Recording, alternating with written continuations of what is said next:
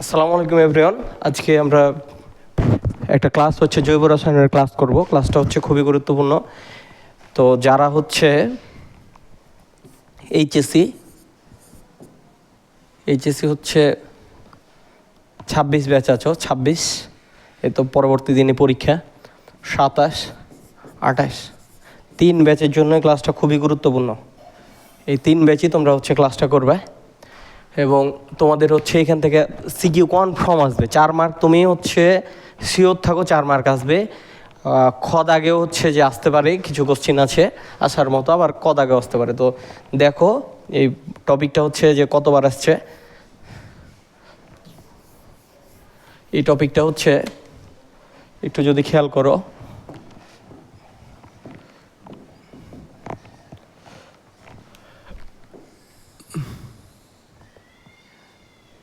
এতবার আসছে। হ্যাঁ, সবগুলো হচ্ছে বোর্ড।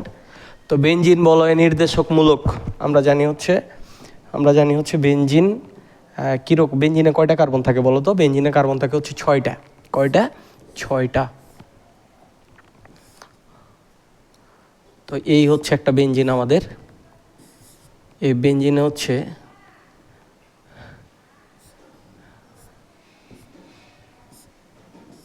এই হচ্ছে আমাদের কয়টা পজিশন? 6টা পজিশন। তো আমরা যদি এইগুলাকে একটু এইভাবে ফাইন্ড আউট করি, সেটা হচ্ছে এখানে থাকে হচ্ছে নির্দেশকমূলক। হ্যাঁ, যেটা হচ্ছে বলয়কে, বেঞ্জিন বলয়কে নির্দেশ করে, নির্দেশকমূলক। এই পজিশনটার নাম হচ্ছে অর্থ। এই দুইটা হচ্ছে অর্থ পজিশন। এটা হচ্ছে মেটা পজিশন, মাঝের দুইটা হচ্ছে মেটা, আর এটা হচ্ছে প্যারা পজিশন। তাহলে বেঞ্জিনের হচ্ছে আমরা যদি নাম্বারিং করি 1, 2, 3, 4, 5, 6, তাহলে 2 আর হচ্ছে 6 নাম্বার পজিশনটা হচ্ছে অর্থ।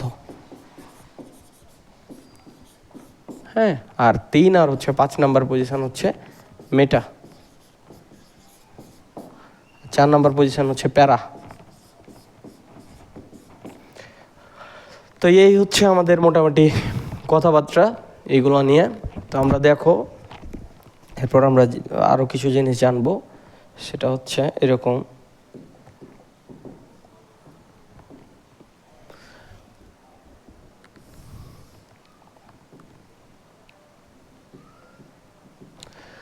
তো কীরকম দেখো, এটার নাম হচ্ছে বেঞ্জিন। এটার নাম হচ্ছে কি? বেঞ্জিন। বেঞ্জিনের মাথায় যদি আমরা একটা হাইড্রোজেন সরাই হচ্ছে CH3 দিই, তাহলে এটার নাম হয়ে গেল হচ্ছে টলুইন।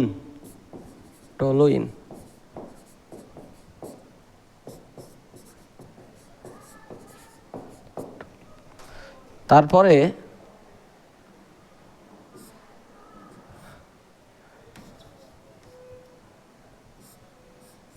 আমরা যদি এইটা দেখি যে এখানে হচ্ছে CH3 আছে, এখন একটা CH3 ছিল, এখন আছে হচ্ছে এই একটা CH3। হ্যাঁ, আবার আর একটা দেখছি যে এটা হচ্ছে বেঞ্জিন। দেখো এই জায়গায়ও CH3 থাকতে পারে। আবার তাহলে এইটা হচ্ছে অর্থ পজিশানে আছে না, CH3 মূলকটা? তো অর্থ পজিশানে CH3 মূলক থাকলে এটার নাম হবে জাইলিন, বা জাইলিনকে তুমি এইভাবে বলতে পারো যে অর্থ জাইলিন। এটাও হচ্ছে অর্থ পজিশানে আছে, তাহলে এটা অর্থ জাইলিন।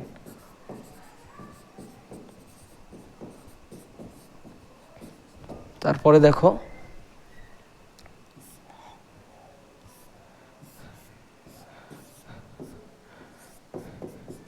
যদি প্যারা পজিশনে CH3 থাকে, তাহলে সেটা হচ্ছে প্যারাজাইলিন।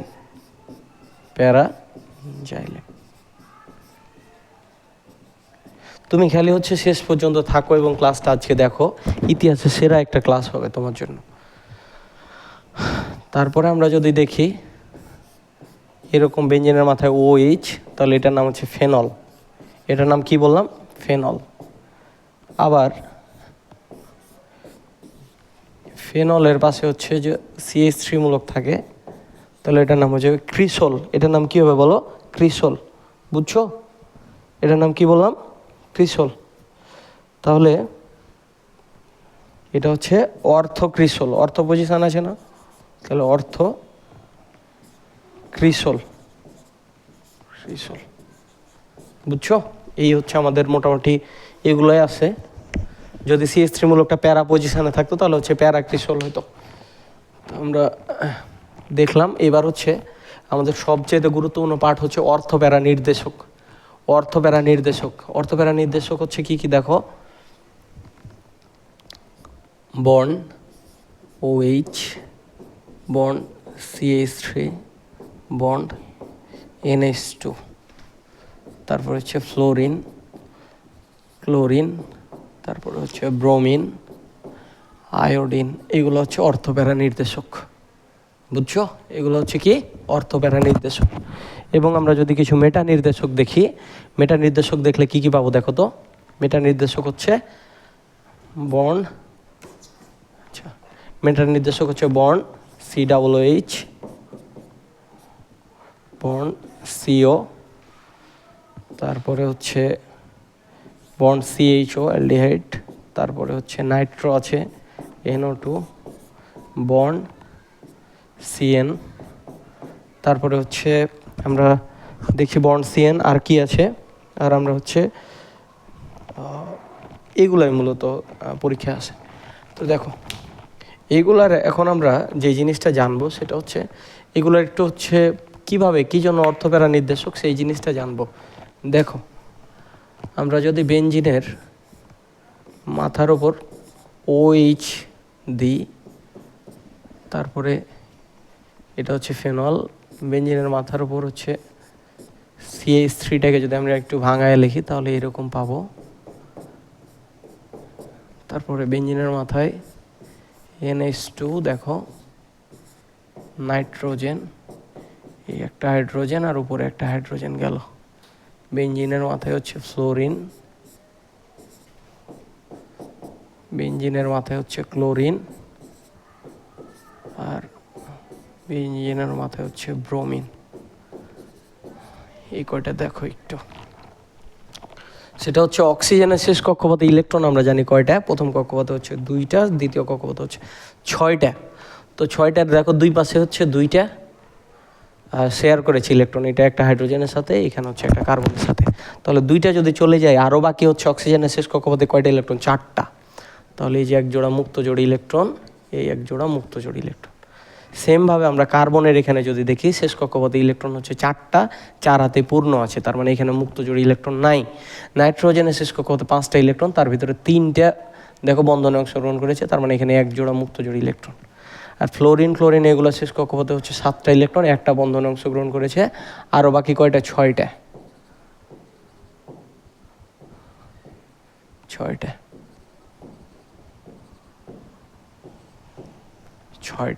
এই যে,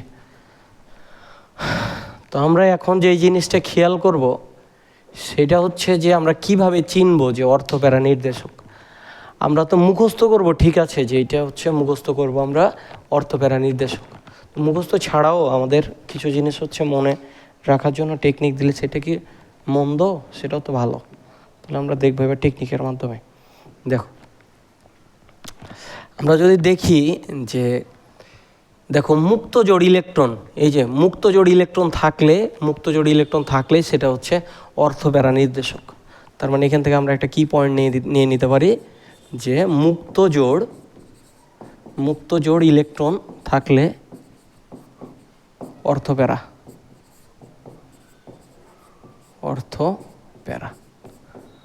বুঝছো? এই তিনটাতে দেখো, এখানে মুক্ত জোড়, এখানে মুক্ত জোড়, এগুলো সব হচ্ছে অর্থপ্যারা নির্দেশক। এবং একক বন্ড দেখো, যদি শুধু হচ্ছে একক বন্ড থাকে, 2 নম্বর হচ্ছে একক বন্ধন, এগুলো থাকলেও কিন্তু হচ্ছে কি অর্থপ্যারা নির্দেশক। এগুলো থাকলেও কি বললাম, অর্থপ্যারা নির্দেশক, বুঝছো?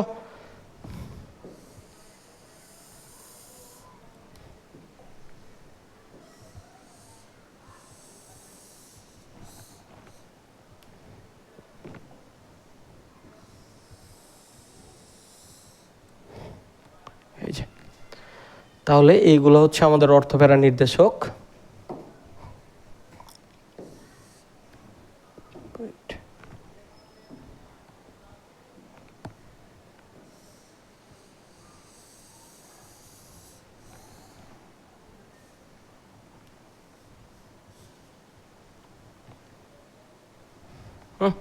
এবার আমরা দেখব মেটা নির্দেশক। তো মেটা নির্দেশকটা আমরা দেখব, সেটা হচ্ছে কি যে একটু এটার হচ্ছে গাঠনিক সংকেতগুলো দেখি আমরা। এটা হচ্ছে একটা বেনজিন COOH, এটা হচ্ছে এক হাতে OH থাকে আর এখানে এক হাতে হচ্ছে অক্সিজেন থাকে, বুঝছো? আর এই দিকে হচ্ছে বেনজিনের মাথায় হচ্ছে COCH3 বা হ্যাঁ, তারপরে হচ্ছে এটা গাঠনিক সংকেত দেখাচ্ছি না, তাহলে এটা যদি আমরা গাঠনিক সংকেত দেখাই তাহলে কেমন হবে দেখো।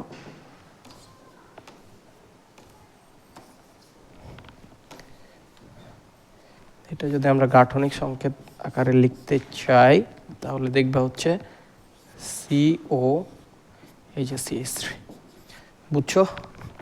আবার এইটা যদি দেখো তাহলে দেখো কেমন পাও, এই যে C ডাবল বন্ড O আর CH, এটা গাঠনিক সংকেত। আমরা যদি আরেকটা দেখি, সেটা হচ্ছে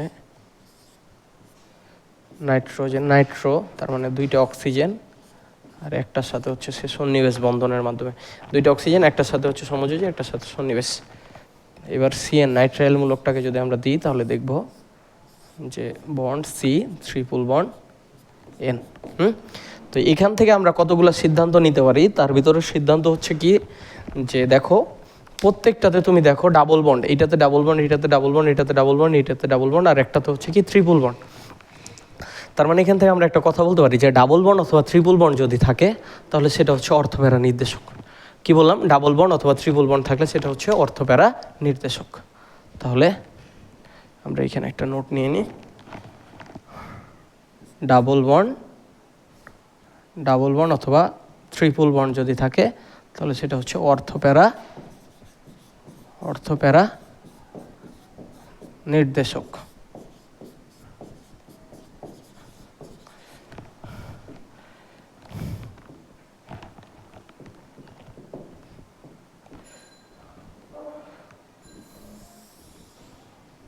তোমরা এটা বুঝছো তাহলে ডাবল বন্ড অথবা ট্রিপল বন্ডের বিষয়টা। এখন আমাদের অনেক সময় হচ্ছে কোশ্চেন দেবে একটু অন্যভাবে, সেটা আমরা সলভ করব। তার আগে হচ্ছে এখানে দেখো আরেকটা আমাদের গুরুত্বপূর্ণ, যে এখানে একটা আমাদের যৌগ দেওয়া আছে। দেখো এই যৌগটা তুমি যদি ভালো মতো খেয়াল করো, দেখো নামটা দেখে বুঝতে পারছো যে অ্যাসিটানিলাইট হচ্ছে কি, অ্যাসিটানিলাইট হচ্ছে বলবে যে এরকম একটা যৌগ দেওয়া, বলবে এটা কি অর্থপ্যারা নির্দেশক নাকি মেটা নির্দেশক। তো আমরা তো জানি যে ডাবল বন্ড অথবা ট্রিপল বন্ড থাকলে সেটা হচ্ছে কি মেটা নির্দেশক। তো এখানে দেখছি আমরা হচ্ছে ডাবল বন্ড আছে কিন্তু সেটা হচ্ছে কি অর্থপ্যারা নির্দেশক, এটা হবে কি অর্থপ্যারা নির্দেশক। কিভাবে জানো? এটা হচ্ছে আমাদের এরকম হবে যে কার্বনের সাথে সরাসরি যে মৌলটা যুক্ত সেটার ক্ষেত্রে আমরা সেটা দেখবো যে সেটা কার সাথে যুক্ত, এটা এই যে একক বন্ডের সাথে এদের সাথে যুক্ত, এই জন্য এটা হচ্ছে কি অর্থপ্যারা নির্দেশক। এটা হচ্ছে কি বলো? অর্থপ্যারা নির্দেশক। পারবা না? পারবা। তাহলে আমাদের আরেকটা জিনিস হচ্ছে খুব গুরুত্বপূর্ণ, এখানে আমরা আরেকটা জিনিস হচ্ছে অ্যাড করি, সেটা হচ্ছে দেখো তোমরা এটা একটু ভালো মতো খেয়াল করো যে আমরা দুইটা হচ্ছে স্ট্রাকচার মনে রাখবো। হ্যাঁ, এটা তোমার খুবই গুরুত্বপূর্ণ এবং অনেক কাজে দেবে। সেটা হচ্ছে যে এরকম আমাদের এটা তো বেনজিন, তাই না? এখন এখানে হচ্ছে এক্স আর ওয়াই, একটা হচ্ছে যৌগমূলক থাকবে যেটাকে আমরা দুইটা ভাগে ভাগ করে নিলাম, সেটা হচ্ছে কি এক্স আর ওয়াই। এখন আবার আরেকটা নিচ্ছি, এটাকেও সেমভাবে নিলাম, এটা হচ্ছে এক্স আর ওয়াই। হ্যাঁ, তো আমরা যদি দেখি যে সরাসরি যার সাথে যুক্ত সে হচ্ছে ডেল্টা প্লাস, আর সে যদি অপরটা ডেল্টা মাইনাস হয়, আবার সরাসরি যার সাথে যুক্ত সে ডেল্টা মাইনাস আর অপরটা হচ্ছে ডেল্টা প্লাস। তো সরাসরি যার সাথে যুক্ত সে যদি ডেল্টা প্লাস হয় তাহলে সেটা হচ্ছে মেটা নির্দেশক, আর আরেকটা হচ্ছে সরাসরি যার সাথে যুক্ত সে যদি নেগেটিভ হয় তাহলে সেটা হচ্ছে অর্থপ্যারা নির্দেশক। তার মানে এটা হচ্ছে অর্থ প্যারা নির্দেশক। বুঝছো? এখন আমরা এরকম হচ্ছে কিছু দেখব, এক্সাম্পল দেখব, প্র্যাকটিস করলে আমরা দেখবে হচ্ছে যে তোমরা ভালো মতো ধরতে পারছো। দেখো আমাদের এইখানে হচ্ছে একটা বেঞ্জিন আছে, এইখানেও আমাদের একটা বেঞ্জিন আছে। তো আমরা বললাম দেখো অ্যানিলিন NH, তাহলে বেঞ্জিনের মাথায় 2টা হাইড্রোজেন। বুঝছো? আবার এখানে বললাম benzoic acid C oxygen OH। এখন তোমরা এটা যদি খেয়াল করো একটা জিনিস হচ্ছে দেখতে পাচ্ছ, সেটা হচ্ছে যে আমরা জানি নাইট্রোজেনের তড়িৎ ঋণাত্মকতা হচ্ছে কত বেশি। তো কার চাইতে? হাইড্রোজেনের হচ্ছে 2.1। এখন নাইট্রোজেনের তড়িৎ ঋণাত্মকতা বেশি। আমরা আরেকটা কথা মনে রাখবো হচ্ছে টানলে মাইনাস, টানলে কি বিয়োগ। কোথায় লিখি আমরা? এই জায়গাটায় লিখলাম যে টানলে